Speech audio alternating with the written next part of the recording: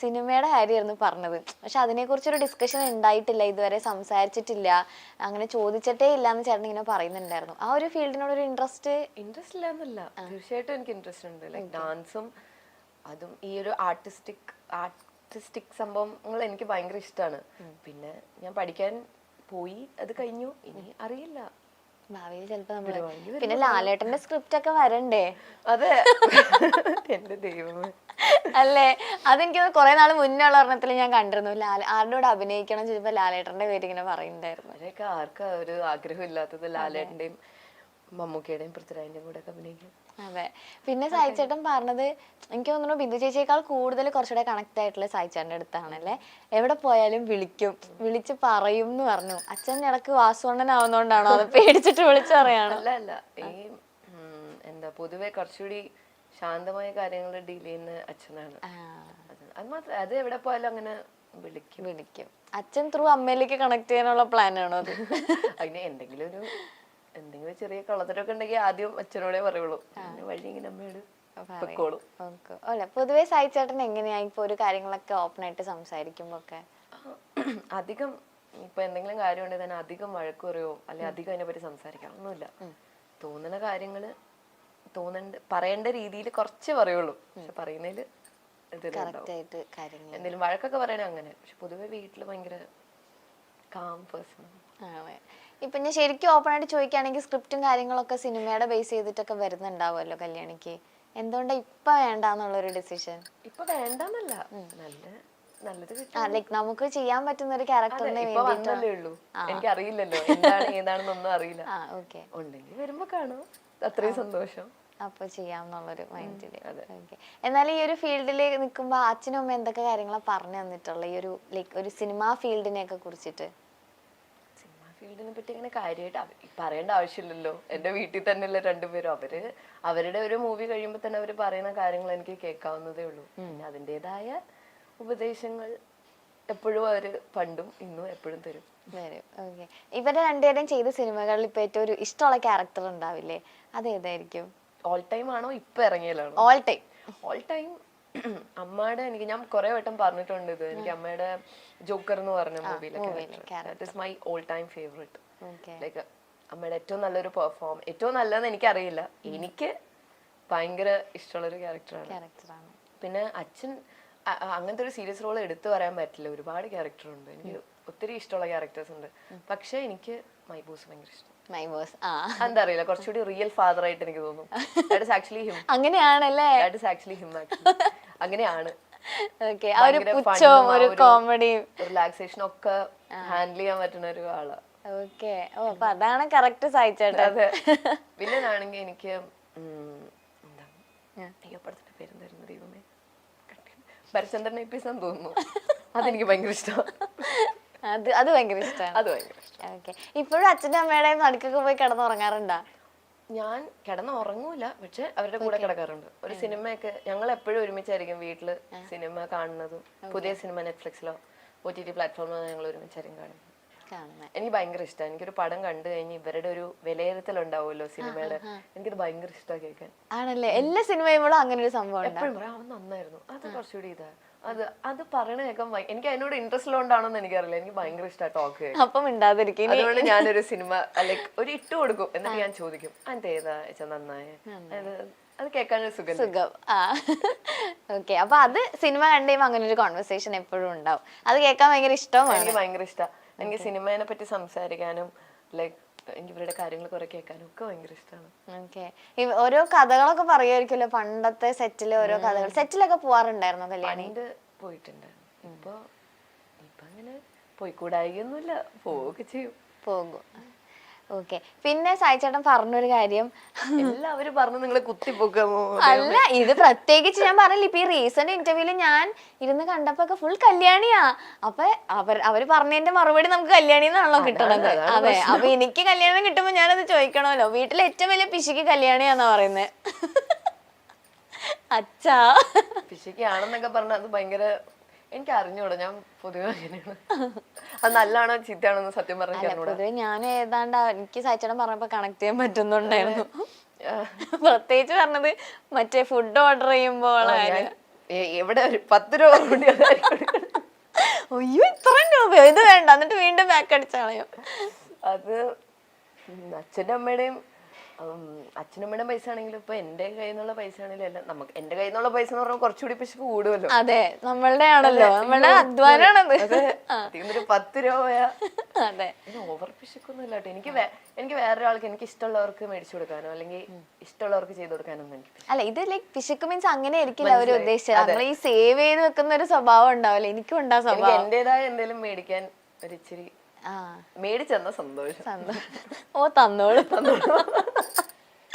Okay, വീട്ടില് അച്ഛൻ അമ്മ ഈ ഒരു ഫീൽഡിൽ നിൽക്കുമ്പോഴേക്കും വരുന്ന ലൈക്ക് കോമൺ ആയിട്ട് വരുന്ന കുറെ ഗസ്റ്റ് ഒക്കെ ഉണ്ടാവും. ലൈക്ക് ഇപ്പൊ നമ്മളുടെ സെലിബ്രിറ്റീസ് ഒക്കെ ആയിക്കോട്ടെ, എപ്പോഴും വീട്ടിലേക്ക് വരുന്ന ഒരു ഗസ്റ്റ് ആയിരുന്നു കല്യാണി ചെറുതിലേ തൊട്ട് കാണുന്നത്? അങ്ങനെ സെലിബ്രിറ്റീസ് ഇവര് എന്ന് പറഞ്ഞാൽ ഞാൻ എപ്പോഴും പറയും നിങ്ങൾ എന്ത് സെലിബ്രിറ്റീസ് ആണെന്ന് ഞാൻ ചോദിക്കാറുണ്ട്. ഇവരെ ഒരു ഷൂട്ട് ലൊക്കേഷനിൽ പോയി ഒരു പരിപാടിക്ക് പോവാ, എല്ലാരോടും സംസാരിച്ചു, എല്ലാരോടും നല്ല, എന്നിട്ട് അങ്ങനെ അങ്ങ് വരും. നിങ്ങക്ക് കുറച്ചൊരു സ്പെൻഡ് ഒക്കെ ചെയ്ത് കുറച്ച് അവര് പോവാ, എല്ലാത്തിലും കൂടുക, തിരിച്ചു കോണ്ടാക്ട്സും അതെ അങ്ങനെയാണ്. ഞാൻ അങ്ങനെ ആരെയും അങ്ങനെ എല്ലാരെയും കണ്ടിട്ടുണ്ട്, ഓരോരുത്തരും സ്ക്രിപ്റ്റ് പറയാനൊക്കെ വന്നിട്ടുണ്ട്. അതല്ലാണ്ട് ഒന്നിൽ കൂടുതൽ വന്ന ഒരാള് പറയാൻ എനിക്ക് അറിയില്ല. അല്ല, ലൈക്ക് എപ്പോഴെങ്കിലും അവരുടെ രണ്ടുപേരുടെ ഒരു കോമൺ ഫ്രണ്ട് ആയിട്ട് എപ്പോഴും ഒരാൾ, ഇപ്പൊ അച്ഛനും ആണെങ്കിലും അല്ലെങ്കിൽ അമ്മയ്ക്കാണെങ്കിലും അങ്ങനെ ഉണ്ടാവും. ഞാൻ കോളിൽ ഏറ്റവും കൂടുതൽ കണ്ടത് ഇന്നസെന്റ് അങ്കിളാണ്. എല്ലാ കാര്യത്തിലും എന്തുണ്ടെങ്കിലും വിളിച്ചു പറയേ, അതൊക്കെ ഞാൻ എപ്പോഴും കേട്ടിട്ടുള്ള ഒരു ശബ്ദം അദ്ദേഹത്തിന്റെയാണ്.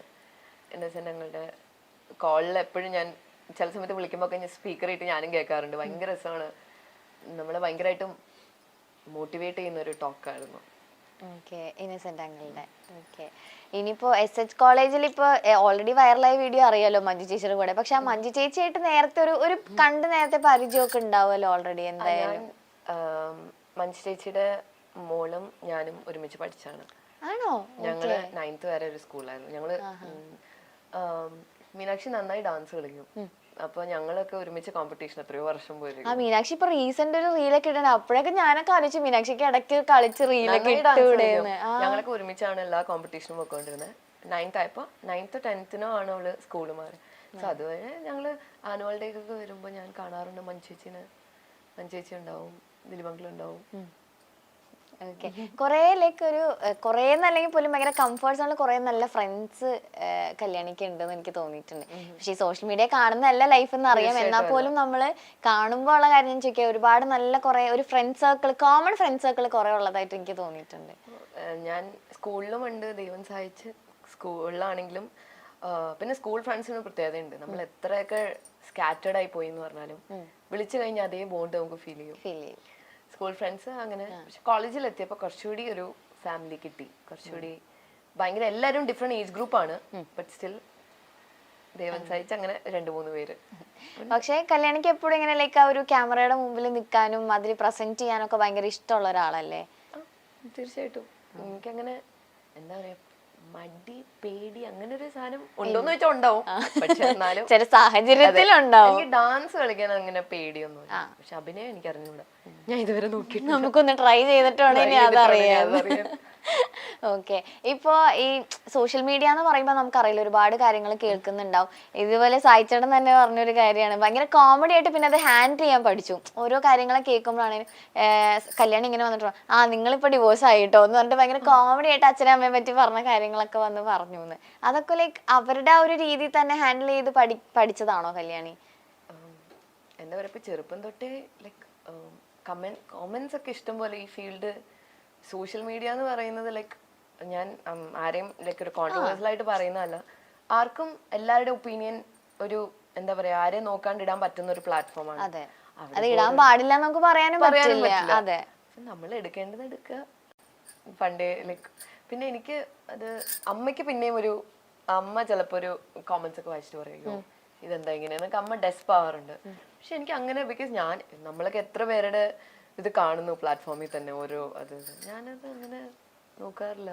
ഇപ്പൊ ഡിവോഴ്സ് ആയി എന്നുള്ളത് ഞാൻ തന്നെ ഒന്ന് എന്താ പറയാ, എന്റെ ഫ്രണ്ട്സൊക്കെ വിളിച്ചു, കല്ലു ഇങ്ങനെ സായിച്ചനും എന്റെ ഫ്രണ്ട്സും സായിച്ചനും ബിന്ദമ്മാന്നാ വിളിക്കുക, സായിച്ചനും ബിന്ദമ്മയും ഡിവോഴ്സ് ആയി എന്നൊക്കെ പറഞ്ഞു. ഞാന് ഡിവോഴ്സ് ഞാൻ അറിഞ്ഞു. അപ്പത്തേക്ക് കുറച്ച് എന്റെ ക്ലോസ് ഫ്രണ്ട്സ് വിളിച്ചിട്ട് പറയും, എടി നമ്മുടെ സാക്ഷ്യം നമ്മൾ ഡിവോഴ്സ് ആയി പറഞ്ഞല്ലോ, നീ പോയി പറഞ്ഞൊക്കെ. ഞാൻ പോയി പറഞ്ഞപ്പോഴത്തേക്ക് ഒരേ TV കാണുന്നുണ്ട്. ഞാൻ പറഞ്ഞു ഗൈസ് നിങ്ങള് ഡിവോഴ്സ് ആയി പെട്ടെന്ന് മാറിയെന്നൊക്കെ. ഓക്കെ, അതങ്ങനെയായിരുന്നു ആ കഥ. അവരുടെ സൈഡ് കേട്ടു, ഈ സൈഡ് കേൾക്കണം എന്നുണ്ടായിരുന്നു. അങ്ങനെ തന്നെ. അതുപോലെ വേറെ എന്തൊക്കെയായിരുന്നു ഇതുപോലെ കേട്ടിട്ടുള്ളത്? ബിന്ദു പണിക്കരുടെ മകൾ വിവാഹിതയാവാൻ പോകുന്നു, അങ്ങനെയൊക്കെ കുറെ ഉണ്ട്. അതും ഏറ്റവും കഷ്ടം എന്ന് പറയുന്നത് എന്റെ അമ്മയുടെ ചേട്ടന്റെ മോനാ. ഞങ്ങള് രണ്ടുപേരും വിഷുവിനൊരു ഫോട്ടോഷൂട്ട് ചെയ്തു. അവൻ എന്നെക്കാളും കുറച്ച് ഹൈറ്റ് ഉണ്ട്, എന്റെ യങ്ങർ ബ്രദർ ആണ്. ഞങ്ങൾ ഒരുമിച്ച് ഫോട്ടോ എടുത്തപ്പോഴത്തേക്കും എന്താ ഭാവി വരനും ഒപ്പം എന്നൊക്കെ പറഞ്ഞു. ഞാൻ ദൈവമേ, നമ്മള് കല്യാണം അങ്ങനെയൊക്കെ. വേറെന്നോ അത് എനിക്ക് ആക്ച്വലി പറയണമെന്നുണ്ടായിരുന്നു. ഞാൻ UK പോയപ്പോ 4.5 കോടി മുടക്കി ബിന്ദു പണിക്കരുടെയും 4.5 കോടിക്ക് ഏത് കോഴ്സാന്ന് പറഞ്ഞാൽ കൊള്ളായിരുന്നു. ഞാനും കണ്ടു. അപ്പൊ എന്റെ ഫ്രണ്ട്സ് ഒക്കെ ഇനി 4 അല്ല 10 എന്ന് പറഞ്ഞു കമന്റ് കുറഞ്ഞു പോയിന്ന്. എനിക്ക് അറിയില്ല ഏത് കോഴ്സാണെന്ന് ആലോചിക്കും. 4.5 കോടി മുടക്കി കോഴ്സ് പഠിക്കാൻ. അവിടെ മനുഷ്യനെ ജീവിച്ചു, അവിടെ വേറെ പണി ചെയ്യുന്ന മനുഷ്യനവിടെ ജീവിച്ചോണ്ടിരിക്കണേ സൈഡായിട്ട്. ക്രേസിയാണ് അങ്ങനെ ഓരോ കാര്യങ്ങള്. പക്ഷെ ഇപ്പൊ അതൊക്കെ ശീലായി. ഇപ്പൊ ഓർക്കുമ്പോ ചിരി വരണ്ടല്ലേ. UK പോയാലും വെറുതെ വിടില്ലല്ലോ ഒന്ന്. 4.5 കോടി ഞാൻ ഇപ്പോഴും ആലോചിക്കും, ഏതായിരിക്കും അങ്ങനെ കോഴ്സ് ഒക്കെ ഉണ്ടോ ഇത്രയും കോടിയൊക്കെ. ഒരു ഇപ്പൊ എനിക്ക് തോന്നുന്നു ഭയങ്കര ഒരു സ്റ്റാർ കിഡ് ആണെങ്കിൽ പോലും അതിന് ഭയങ്കര ഒരു വാല്യൂ കൊടുത്തിട്ടോ. ഇപ്പൊ ചില ആളുകൾ നമ്മൾ അത് യൂട്ടിലൈസ് ചെയ്യാൻ നോക്കും, നല്ല രീതിയിൽ യൂട്ടിലൈസ് ചെയ്യാൻ നോക്കുന്ന ആളുകളുണ്ട്. പക്ഷെ കല്യാണിയുടെ ഇതിൽ തന്നെ നിന്ന് ചെയ്യാനായിട്ട് ശ്രമിച്ചു പോകുന്ന ഒരാളായിട്ട് എനിക്ക് തോന്നിയിട്ടുണ്ട്. അങ്ങനെ തന്നെയല്ലേ?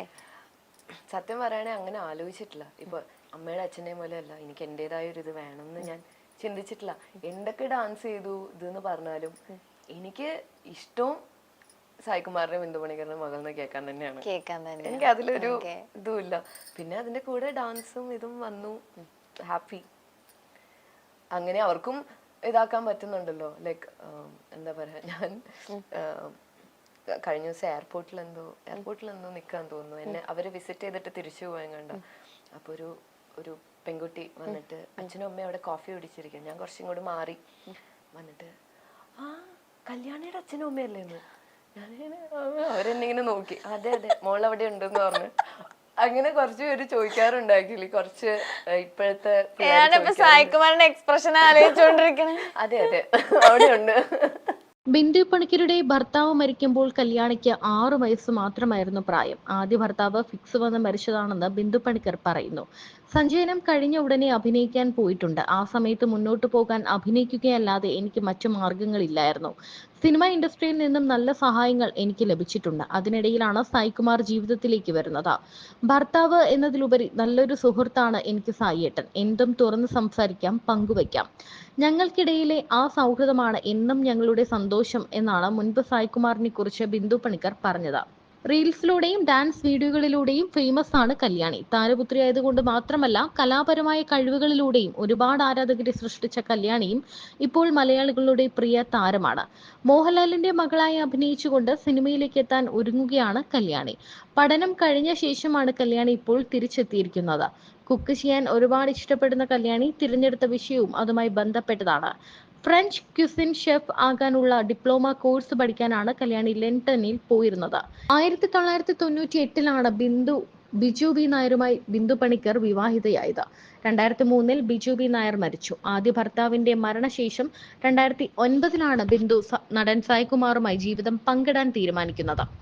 ആദ്യ വിവാഹത്തിലെ മകളാണ് കല്യാണിയെങ്കിലും അച്ഛനെ ജീവന് തുല്യം സ്നേഹിക്കുന്ന ഒരു മകൾ കൂടിയാണ് കല്യാണി. സായി അച്ഛൻ എന്നാണ് വിളിക്കുന്നത്. എന്തിനും ഏതിനും അച്ഛനെയാണ് കൂടുതൽ ഇഷ്ടം എന്നാണ് കല്യാണി പറയുന്നത്. അച്ഛൻ ഇച്ചിരി ഗൗരവക്കാരനാണ്, വലുതായിട്ടൊന്നും സംസാരിക്കാറില്ല. എന്നാൽ പോലും അമ്മയേക്കാൾ കൂടുതൽ കാര്യങ്ങൾ കൈകാര്യം ചെയ്യാൻ അറിയുന്നത് അച്ഛനാണ്. അച്ഛനെയാണ് തനിക്ക് കൂടുതൽ ഇഷ്ടമെന്ന് കല്യാണി പറയുന്നു.